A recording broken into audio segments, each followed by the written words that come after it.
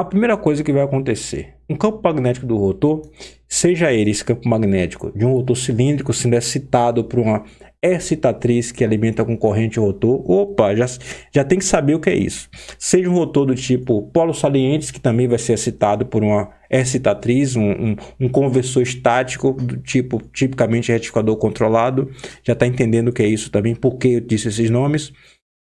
Ou então um campo magnético criado por um ímã, porque esse rotor pode ser de ímã permanente. Também você tem que entender isso agora. Se esse rotor está girando, e está girando na velocidade síncrona, porque a gente sabe que essa máquina só funciona na velocidade síncrona, o primeiro fenômeno de cara vai induzir tensões em cada uma das fases. E as tensões terão picos com 120 graus de defasagem. Óbvio, né? Passou aqui num certo momento, e num ciclo inteiro ele vai passar depois de 120 graus, ou de 1/3 da volta, e depois de mais de 2/3 da volta ele passa na terceira. Quando completa a volta inteira, ele volta a induzir a tensão na bobina A. Não volta a induzir especificamente na bobina A, volta a ter o pico do campo magnético na bobina A, não o pico da tensão induzida, porque a tensão induzida é derivada do fluxo, então tem 90 graus de defasagem. Mas o pico do fluxo magnético que induziu a tensão acontece num certo instante aqui, 120 graus depois, e mais 120 graus depois volta para a mesma posição inicial. Então, no nosso modelo, para representar o enrolamento do estator, ou então o enrolamento de armadura, você já sabe agora por que chama de armadura, eu tenho que ter uma tensão induzida. Beleza. O que é que eu tenho que ter mais no enrolamento de armadura? Eu tenho que ter a representação da resistência do condutor. Porque, no final das contas, cada um dos condutores, cada uma das bobinas é feita por fios. Então, elas têm intrinsecamente uma oposição à passagem de corrente e, intrinsecamente, elas têm, ao ter corrente circulando, perdas por efeito Joule. Não tem escapatória. Então, eu sei que tenho que ter uma tensão induzida devido ao campo magnético do rotor e tenho que ter uma resistência para representar as perdas na própria bobina. O que mais que eu tenho que ter? Olha só. Lembre das outras máquinas, especial da máquina de indução, se você tem em mente.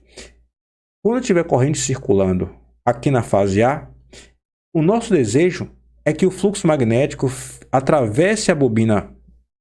O caminho natural do campo magnético é mais ou menos isso aqui. Eu tentei não fazer isso aqui o tempo inteiro, porque eu não quis botar mais coisa. O caminho natural dele é esse aqui, ó.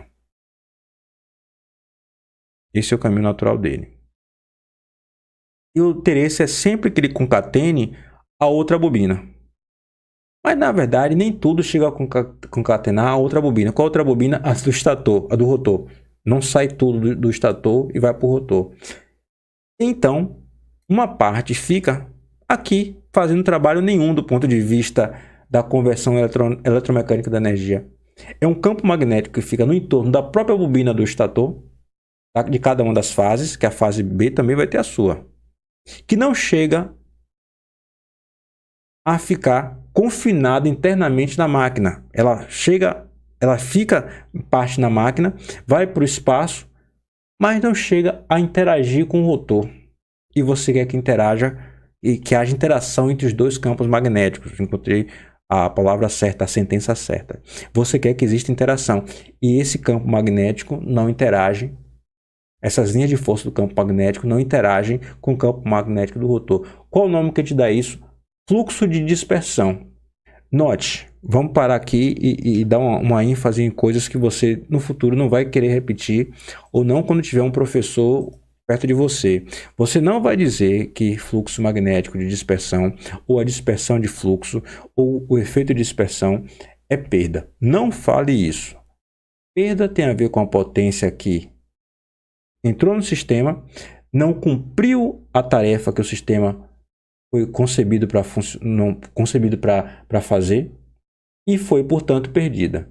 Se entra a potência no motor, se ela não foi na ponta do eixo para acionar uma carga, você já sabe o que eu estou querendo dizer, porque você já sabe o que é eixo, ponta do eixo, significa dizer que ela foi perdida. Entrou potência, não foi na ponta do eixo, foi perdida. Aí tem um porém. Existe uma parte da potência que é fornecida à máquina que fica no campo magnético, com as potências relacionadas à potência reativa, na verdade, e ela é devolvida para a rede elétrica, e a rede depois devolve. A potência reativa não é uma perda. A potência reativa é uma potência oscilante. Ela é entregue pela fonte para a carga, no caso, para o motor. O motor tem uma carga mecânica, mas o motor é a carga da rede. A potência reativa é entregue pela fonte, pela rede, ao motor, e o motor depois devolve. Aí depois a fonte entrega ao motor e o motor devolve. A troca, mas não a perda. Então, é necessário separar o que é perda do que é potência reativa e, portanto, do que é esse efeito de dispersão. Porque esse efeito de dispersão é a energia acumulada no campo magnético que depois é devolvida à rede. Existe outro porém. Além da tensão induzida aqui pelo campo magnético do rotor, uma tensão induzida pela própria dispersão de fluxo, que a gente vai representar a tensão induzida pela dispersão de fluxo por uma reatância. Existe a tensão induzida na fase A pelo campo magnético da bobina B e também pela bobina C. Da mesma forma que a bobina A vai induzir na bobina B e na bobina C, e da mesma forma que na bobina C vai ter o campo magnético da bobina A e da bobina B induzido nela. Então eu tenho vários efeitos que têm que ser modelados aqui. Olha só os efeitos que eu tenho que modelar. A tensão induzida no estator, que é a armadura, pelo campo magnético do rotor. Apelei para a nomenclatura do Fitzgerald. É AF. F de campo, field, A de armadura. Então, é a tensão induzida na armadura, é A, pelo campo magnético do rotor. Aqui eu tenho a resistência da armadura. Ah, professor, tem A. É fase A? Não, é da armadura. A de armadura, não é da fase A. Daqui a pouco eu trato sobre isso. E aqui eu tenho a reatância síncrona. Vou escrever até os nomes daqui a pouquinho. Mas você falou de dispersão, professor? Dispersão. E falou também da tensão induzida devido aos campos magnéticos das outras duas bobinas. Então, tem aqui na jogada mais reatância. Some tudo e você encontra a reatância síncrona. Então, eu vou escrever aqui, ó, resistência da armadura. Ah, e obviamente eu tenho a tensão terminal de uma fase e a corrente drenada por uma fase. Espera aí, eu vou escrever os nomes para dar destaque a outras coisas. Em especial esse A, que talvez tenha ficado em sua mente. Ah, isso é a fase A. Veja que não é fase A porque aqui não tem XA.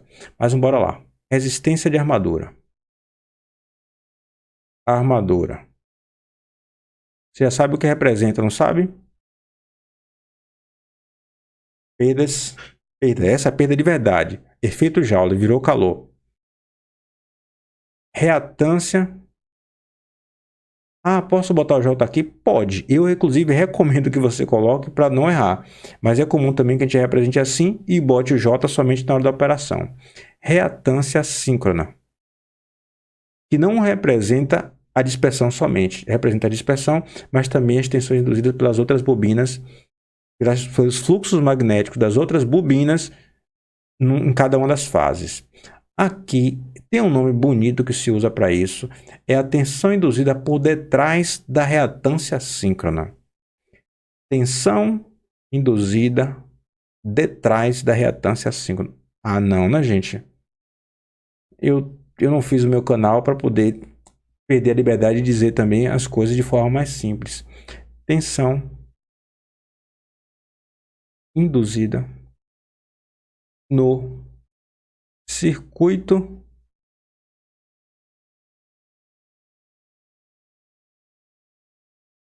ficou, para mim, esse nome diz muito mais. É grande, a vida é assim. A vida tem problemas. Aqui, tensão terminal de armadura. Tensão. Por que terminal? Porque está nos terminais. Terminal que você tem disponível. Isso aqui é fenômeno que acontece internamente, que inclusive você não tem como separar. A resistência não existe num trecho da bobina. Ela é distribuída no próprio fio. Não existe como separar uma resistência específica assim num ponto. Isso aqui é uma abstração.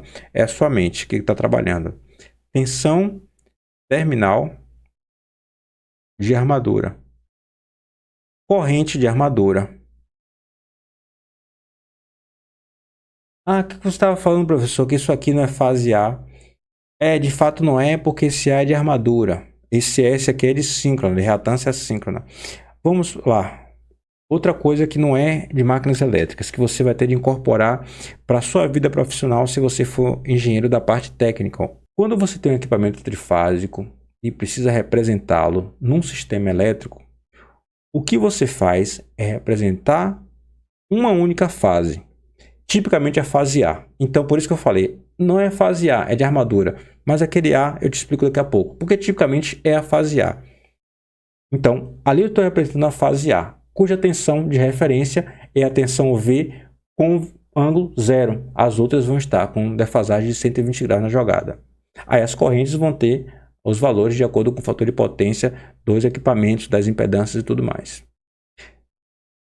Este modelo por fase que você representa no sistema elétrico só é possível se o sistema for completamente equilibrado, porque se ele for desequilibrado, você vai ter de representar as 3 fases. Mas considerando o padrão equilibrado, você representa uma fase que é tipicamente a fase A.